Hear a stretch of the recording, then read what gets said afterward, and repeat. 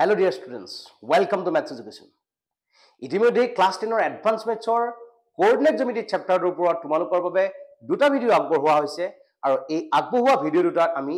Exercise 9.1 related বহুখিনি কথা discuss কৰিছো। ইয়াৰে একেবাৰে শেষৰটো ভিডিওত 9.1 এক্সাৰসাইজৰ কোৱেশ্চন নম্বৰ 5 পৰ্যন্ত আমি সলভ কৰিছো। আজিৰ এই ভিডিওটিত কোৱেশ্চন নম্বৰ 6 ৰ পৰা আৰম্ভ কৰি পিছৰ প্ৰশ্নখিনি সলভ কৰিবলৈ চেষ্টা কৰিম। গতিকে পলম নকৰি ডাইৰেক্টলি আমাৰ সেশনটোৰ মাজলৈ আগুৱাই যাওঁ। গতিকে পোনপ্ৰথম ডিসকাস কৰিব লগা কোৱেশ্চনটো হৈছে আমাৰ বাবে কোৱেশ্চন নম্বৰ 6। কোৱেশ্চনটো তোমালোকে ইতিমধ্যে স্ক্ৰিনত নিশ্চয়কৈ ধৰিব পাৰিছা। য'ত কোৱা হৈছে আমাক 2 - 3 আৰু 6 - 1 বিন্দু সংযোগী ৰেখাখণ্ডডালৰ মধ্যবিন্দুৰ মাজেৰে এডাল ৰেখা গৈছে। আৰু এই মধ্যবিন্দুৰ মাজেৰে পাৰ হৈ যোৱা ৰেখাডাল মিড পইণ্টৰ মাজেৰে পাৰ হৈ যোৱা ৰেখাডাল 0,0 অৰ্থাৎ অৰিজিনৰ মাজেৰেও যায়। তো পোনপ্ৰথম কামটো হৈছে আমাৰ আমি এই ৰেখাডালৰ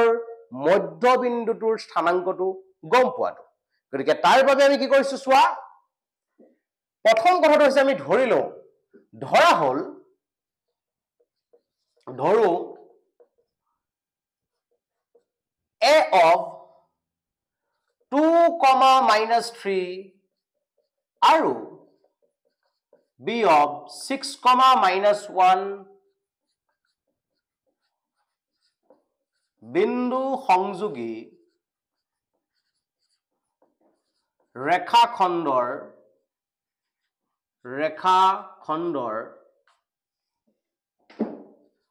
মধ্যবিন্দু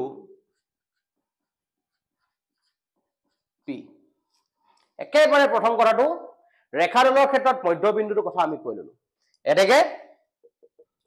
P ৰ স্থানাংক কোঅৰ্ডিনেটস অফ P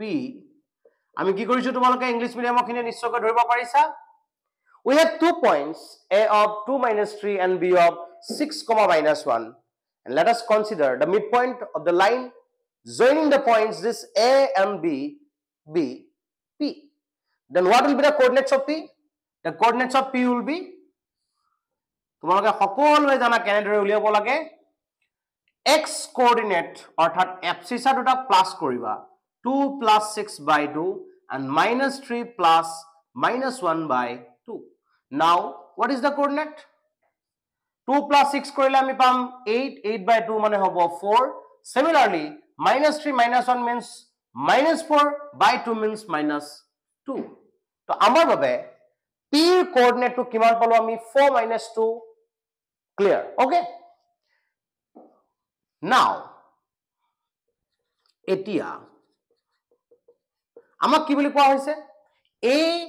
AB সংযোগী ৰেখাখণ্ডৰ মধ্যবিন্দু আৰু কেন্দ্ৰৰ মাজেৰে যোৱা অৰ্থাৎ অৰিজিনৰ মাজেৰে যোৱা ৰেখাডালৰ প্ৰৱণতা। Now P, O মানে কোনটো কথা কৈছো 0, 0 মাজেৰে যোৱা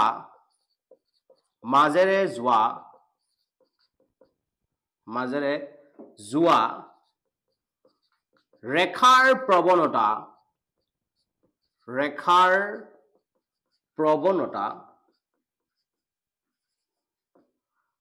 আমি m ৰ দ্বাৰা ডিনোট কৰো। আৰু m = কিমান হ'ব বুলি ক'লে আমাৰ ফৰ্মুলাটো আমি জানো কি কৰিব লাগে y2 - y1 divided by x2 - x1. y2 মানে কি আমাৰ বাবে আমাৰ PO বা OP নামৰ ৰেখাডালৰ ক্ষেত্ৰত আমি যেটো কথা পাতিছো। গতিকে কি কৰিব লাগিব -2 - 0 4 - 0। ভালদৰে মনোযোগ দি কথাটো চোৱা। আমাৰ দুটা পইণ্ট এটা আছে 4, -2 আৰু সেকেন্ড পইণ্টটো হৈছে 0, 0। গতিকে আমি y2 - y1 x2 - x1 কৰিলো। কৰাৰ পিছত কি দেখিছো আমি ইয়াৰ আহিছে আমাৰ আনসাৰটো -2 divided by 4 আৰু ফাইনালি আমাৰ আনসাৰটো হৈছে -½ গতিকে এইটো হৈছে আমাৰ প্ৰৱণতা আৰু কোৱেশ্চন নম্বৰ 6 ৰ সলিউশন। কোৱেশ্চন নম্বৰ 6 ৰ ক্ষেত্ৰত তোমালোকে যদি চোৱা ইয়াত কোৱা হৈছে কি বুলি আমাৰ বাবে দুটাকে পইণ্ট দিয়া আছে আৰু সেই পইণ্ট কেইটা সংযোগী ৰেখাখণ্ডৰ প্ৰৱণতা উলিয়াব দিছে আৰু প্ৰৱণতা জনাৰ পিছত আমি নতি উলিয়াব দিছে। অৰ্থাৎ ফাৰ্স্ট তুমি গ্ৰেডিয়েন্ট উলিয়াম আৰু গ্ৰেডিয়েন্ট উলিওৱাৰ পিছত তাৰ পিছত আমাৰ কাম হ'ব কি তাৰ পৰা আমি ইনক্লাইনেশনটো উলিয়াব লাগে। এতিয়া ঘটনাটো হৈছে যে দুটা বিন্দু সংযোগী ৰেখাখণ্ডৰ প্ৰৱণতা উলিওৱাৰ বাবে আমি ফৰ্মুলা ইতিমধ্যে শিকিছো আৰু ইয়াৰ আগৰ কোৱেশ্চন আমি ইয়াত এপ্লাই কৰিছো গতিকে এই কোৱেশ্চন নম্বৰ 7 টো মই তোমালোকক কৰি দিব লগা নাই যদিহে তোমালোকে কৰিবলৈ কিবা অসুবিধা পোৱা তেতিয়াহলে তোমালোকে কমেন্ট কৰিবা দেন মই প্ৰুফ কৰি দিম নেক্সট আহিছে আমাৰ বাবে কোৱেশ্চন নম্বৰ 8 কোৱেশ্চন নম্বৰ 8 টো ভালদৰে মনোযোগ দি চোৱা 8 আৰু 9 ৰ প্যাটাৰ্নটো একে তথাপি মই তোমালোকক অকনমান এটা হিন্টস দি দিছো যে যিকোনো তিনিটা বিন্দু আমি যদি চাও এ বি সি এই এ বি সি নামৰ পয়েন্ট কিটা আমি কোলিনিয়াৰ বুলি কম বা একৰেখীয় বুলি কম যদিহে এ আৰু বি বিন্দু সংযোগী ৰেখাখণ্ডৰ প্ৰৱণতা m1 বি আৰু সি বিন্দু সংযোগী ৰেখাখণ্ডৰ প্ৰৱণতা m2 এ আৰু সি বিন্দু সংযোগী ৰেখাখণ্ডৰ প্ৰৱণতা m3 এই গুটি তিনটা এটাৰ সৈতে আনটো সমান হয় ফাৰ্স্ট অফ অল মই সিম্পলি তোমালোকক কৈছো যে m1 ইকুৱেল টু m2 ৰ অৰ্থটো কি মই আগতেই কৈছিলো গ্ৰেডিয়েন্টৰ ধাৰণাৰ পৰা তোমালোকক কৈছিলো যে m1 ইকুৱেল টু m2 ৰ অৰ্থটো হৈছে m1 মানে হৈছে ab ৰেখাখণ্ডৰ প্ৰৱণতা আৰু m2 মানে হৈছে bc ৰেখাখণ্ডৰ প্ৰৱণতা আৰু দুডাল ৰেখাখণ্ডৰ ক্ষেত্ৰত সিহঁতৰ প্ৰৱণতা যদি সমান সমান হয় তেতিয়ালে সিহঁতে এডালে আনডালৰ লগত প্যাৰেলেল বুজায় অৰ্থাৎ ab আৰু bc প্যাৰেলেল হোৱাৰ অৰ্থটো ভালদৰে চোৱা বি নামৰ বিন্দুটো সিহঁতৰ কাৰণে কমন বিন্দু হৈ থাকিলে এতিয়া যদি বি নামৰ বিন্দুটো যদি এডাল যদি ab ওপৰত থাকে বি নামৰ বিন্দুটো ইয়াৰ পৰা যদি আৰম্ভ হয় বি টো কমন পইণ্ট হ'ব লাগিছিলে যেটো হ'ব কোনো কাৰণত নোৱাৰে যদিহে সমান্তৰাল হ'ব লগা হয় গতিকে কোনোবা দুডাল ৰেখাৰ প্ৰৱণতা সেম হোৱাৰ অৰ্থটো প্যাৰেলেল হোৱা আৰু তাত যদি তোমালোকে দেখিছা দুইডাল ৰেখাত কিবা এটা বিন্দু কমন হৈ আছে তেতিয়াহলে কবা ডাইৰেক্টলি কি ৰেখা দুডাল এডালৰ লগত আনডাল একেডালে ৰেখা বা একৰেখীয় বিন্দু বুলি ক'ব পৰা গতিকে তোমালোকে 3 নম্বৰ পইণ্টটো উলিওৱাৰ ইয়াত প্ৰয়োজনে নাই দুটা উলিয়াবা এ বি আৰু বি সি উলিয়াবা যদিহে প্ৰৱণতা সমান সমান পোৱা তো ডাইৰেক্টলি কবা যে ৰেখা দুডাল এডালৰ লগত আনটো ফাৰ্স্ট কথাটো হৈছে যেহেতু m1 প্যাৰেলেল m1 equal to m2 গতিকে এ বি প্যাৰেলেল টু বি সি কিন্তু যেহেতু দেখা গ'ল বি নম্বৰ পইণ্টটো দুইডাল ৰেখাৰ ক্ষেত্ৰত কমন গতিকে a, b, c একৰেখীয় ক্লিয়াৰ এটো তোমালোকৰ ধাৰণা হৈছে কোৱেশ্চন নম্বৰ 8 ৰ তো স্ক্ৰিনত তোমালোকে ইতিমধ্যে কোৱেশ্চন নম্বৰ 9 নিশ্চয়কৈ ধৰিব পাৰিছা আমাৰ লগত তিনটা বিন্দু দিয়া হৈছে আৰু এই বিন্দু কেইটা আমাক একৰেখীয় বুলি কৈ দিছে these 3 points are collinear আৰু যদি collinear হয় তেতিয়াহলে আমি এপ্লাই কৰিব লগা কন্ডিশনটো ইতিমধ্যে ডিসকাস কৰিছো গতিকে আহা তাক আমি এপ্লাই কৰিবলৈ ট্ৰাই কৰো ফাৰ্স্ট কথাটো হৈছে দিয়া থকা ইনফৰমেশন খিনি আমি লিখিলো আৰু গতিকে সলিউশন কোৱেশ্চন নম্বৰ 9 সলিউশনত আমি কি লিখিম কথাটো একদম প্ৰথম কামটো হৈছে দিয়া আছে given দিয়া আছে a of 7, a b of -5, 2 আৰু c of 3, 6 একৰেখীয় given a of 7, a b of -5, 2 and c of 3, 6 are collinear যদি collinear হয় therefore a b ৰ প্ৰৱণতা equal b c ৰ প্ৰৱণতা gradient of ab is equal to gradient of bc কিয় বলো আমি কাৰণ আমি গম পাইছো যে দুডাল ৰেখা বা তিনিটা বিন্দু একৰেখীয় যদি হয় তেতিয়া হলে কিহতৰ যিকোনো দুটা বিন্দু সংযোগী ৰেখাখণ্ড আমি যদি দুডাল ৰেখাখণ্ড তাৰ পৰা উলিয়াও কিহতৰ প্ৰৱণতা সদায় সমান সমান হ'ব গতিকে এ বি সি নামৰ বিন্দু কেইটা কথা যেহেতু আমি পাতিছিলো গতিকে এ বি ৰ প্ৰৱণতা আৰু বি সি ৰ প্ৰৱণতা সমান সমান হ'ব এতিয়া এ বি ৰ প্ৰৱণতা আমি ইয়াৰ পৰা উলিয়াম -2 - a divided by -5 - 7 একেদৰে ইয়াৰ পৰা আমি উলিয়াব পাৰিম বি আৰু সি ৰ পৰা 6 - 2 is equal to 3 - -5 এটো ভালদৰে চোৱা 3 - -5 ধৰি পাইছা 3 পৰা -5 টুক মাইনাস কৰিছো ফাইনালি আমি কিমান পাম গৈ ইয়াত 2 - a divided by -12 is equal to ইয়াত পাম 4 ডিভাইডেড বাই মাইনাস ইনটু মাইনাস হ'ব প্লাস 3 প্লাস 5 কৰিলে আমি পাম 8 ইয়াৰ পৰা আমি যদি কেনসেল কৰিব ট্ৰাই কৰো এনে ধৰণৰ হ'ব এতিয়া আমি ক্ৰস মাল্টিপ্লাই যদি কৰি দিও তেতিয়ালে ইয়াৰ লগত ইয়াক মাল্টিপ্লাই ওপৰটো লগত তলটো মাল্টিপ্লাই কৰিলে কিমান পাম আমি 4 minus twice ধৰিব পাৰিছা 2 to the 4 a into 2 হলে minus twice similarly 1 লগত ইয়াক মাল্টিপ্লাই কৰিলে পাম minus 12 implies that minus twice a is equal to minus 12 minus 4 implies that a equal to কিমান পাম minus 16 divided by minus 2 equal to 8 আমাক কি উলিয়াব দিছিলে a এর মান আৰু সেই a এৰ মানটো ইতিমধ্যে আমি পাইছো 8 গতিকে সোৱা কিমান সুন্দৰকে আমি এপ্লাই কৰি দেখাইছো গতিকে তোমালোকেও জেনেৰে বুজিবা যে তেনেদৰে কৰিব পাৰিব লাগিব লিখাৰ প্যাটাৰ্নটো একেই খালি মিডিয়ামটো তোমালোকৰ কাৰোবাৰ ইংলিশ কাৰোবাৰটো আসামিজ হ'ব একে ধৰণৰ কনসেপ্ট লৈ পেলাই খুব সুন্দৰকে নিজৰ ভাষাত লিখিব ট্ৰাই কৰিবা এতিয়া আমি আমাৰ নেক্সট কোৱেশ্চনটো লৈ আগবাঢ়ো এবাৰ আমি আগবাঢ়িছো কোৱেশ্চন নম্বৰ 10 লৈ য'ত আমাক কোৱা হৈছে এ বি সি এটা ত্ৰিভুজৰ কথা ফাৰ্স্ট কামটো আমি ইয়াৰ বাবে ফিগাৰটো ড্ৰ কৰি লওঁ এ বি সি ত্ৰিভুজটো যদি আমি আঁকি লওঁ এটো আমাৰ বাবে হৈছে এ বি সি ত্ৰিভুজটো 3,8 minus 1,2 আৰু c ৰ স্থানাংকটো আমাক দিয়া আছে 6,-6 এটা কি বুলি কৈছে এই এ বিন্দুৰ মাজেৰে যোৱা মধ্যমাডালৰ প্ৰৱণতা অৰ্থাৎ এ বিন্দুৰ মাজেৰে যোৱা মধ্যমা বুলি ক'লে বি সি ৰ মধ্যবিন্দুটোৰ কথা আহিব বি সি ৰ মধ্যবিন্দুটো আমি কনসিডাৰ কৰি লৈছো আমাৰ বাবে এম এটা এই এ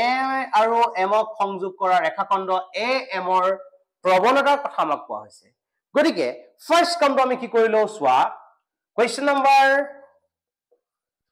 number 10 solution দিয়া আছে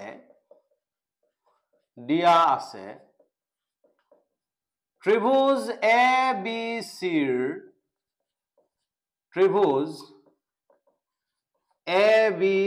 ৰ শীৰ্ষ বিন্দুবোৰৰ স্থানাংক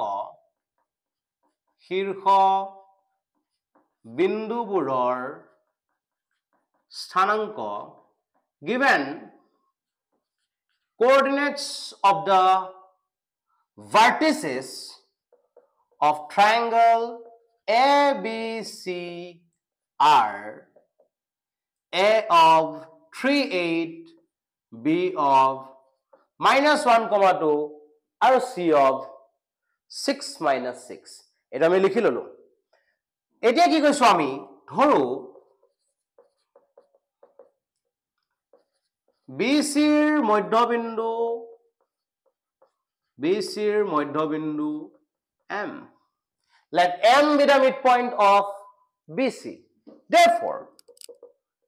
M ৰ স্থানাংক coordinates of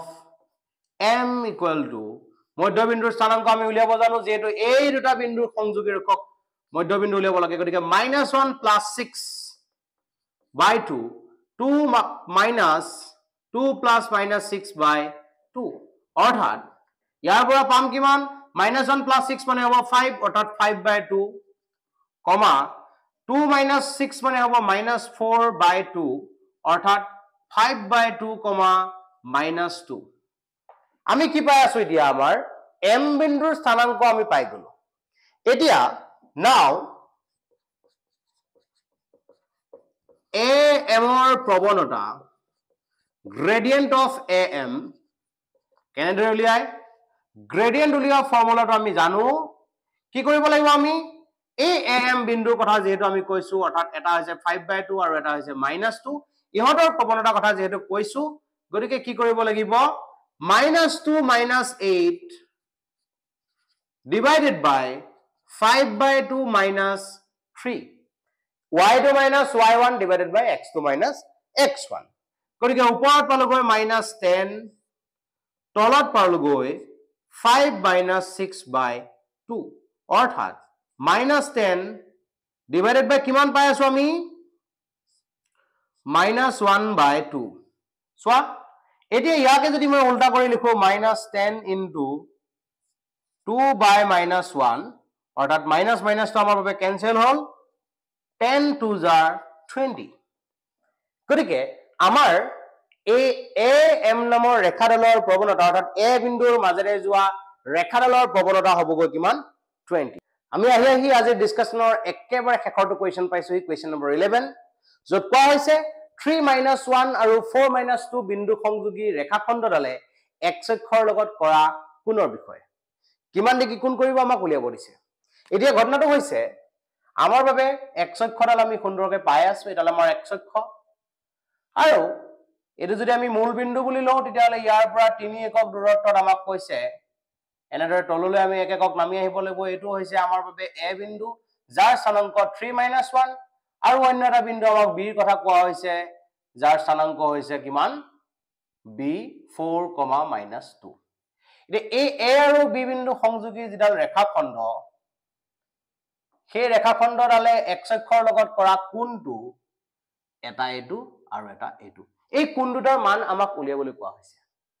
গতিকে কেনেদৰে কৰিম ফাৰ্স্ট কথাটো হৈছে তোমালোকে লিখি লোৱা দিয়া থকা বিন্দু কেইটা হৈছে a of 3 - 1 আৰু b of 4 - 2 এতিয়া যেহেতু x অক্ষৰ লগত আমাক y অক্ষ বুলি কোৱা নাই আমাক যেহেতু x অক্ষৰ কথা কৈছে গতিকে এটা কথা তোমালোকৰ বাবে কনফাৰ্ম সেইটো হৈছে প্ৰৱণতাৰ কনসেপ্টৰ পৰা আমি নতি পাম আৰু নতি আমাক ক'ব x অক্ষৰ ধনাত্মক দিশৰ লগত কৰা কোনটোৰ কথা গতিকে ফাৰ্স্ট কামটো আমি কৰিলো কি যে ৰেখাডালৰ প্ৰৱণতাৰ কথা আমি পাতিলো a b ৰ প্ৰৱণতা gradient of ab যাক আমি m ৰ দ্বাৰা ডিনোট কৰো m equal to কি কৰিম আমি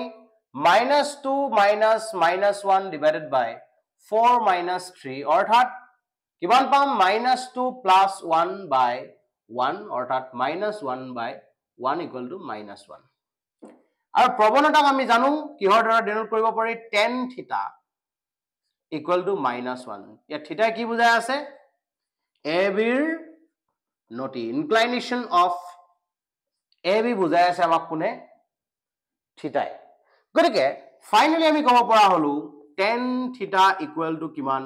-1045 ডিগ্ৰী এতিয়া আমি যদি তাক এৰেঞ্জ কৰিবলৈ বিচাৰো তেতিয়াহলে tan theta equal to কিমান হ'ব 10 ভালদৰে চোৱা যেটো নেগেটিভ আছে গতিকে আমি গম পালো আমাৰ থাৰ্ড কোৱাড্ৰেন্টত tan টো নাই